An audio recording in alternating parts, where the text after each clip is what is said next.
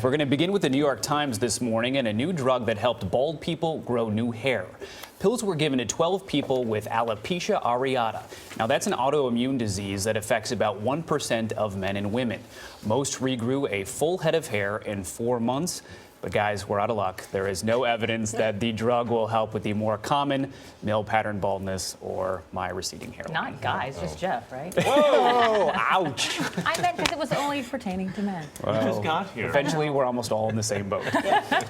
USA Today reports that more than 1,100 laboratory incidents involving potential bioterror germs were reported to federal regulators. They happened between 2008 and 2012.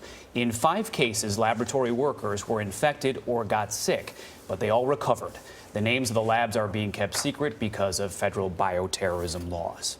The Washington Post looks at the historic drought in the West. As we've been showing you, California is the hardest hit. Some areas have not had substantial rain in 3 years. Nearly 60% of the state is officially in an exceptional drought condition. That is the worst category. And there's no relief in sight. Aquifers are the usual backup source, but they're being pumped at what scientists say are unsustainable rates. And I can tell you guys, I live in Los Angeles, and man, we miss the rain. It is just crazy dry out there. Britain's Guardian says WikiLeaks founder Julian Assange will leave his safe house, but they won't say when or why. He can confirm that I am leaving the embassy soon.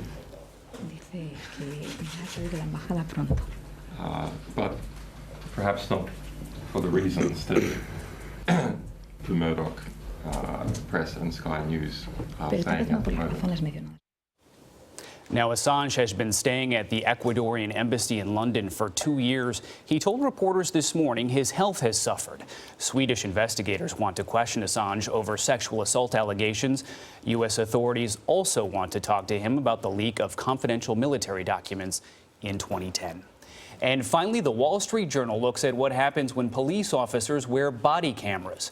Every officer on the Rialto, California police force has a tiny camera attached to their uniform. They record everything that goes on between officers and the public. Now, the first year after the cameras were introduced, use of force by officers dropped, get this, an amazing 60%, and citizen complaints fell nearly 90%.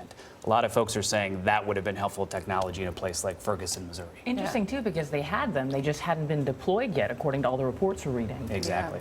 Pretty stunning numbers, though, that 90% drop. Yeah, incredible drop.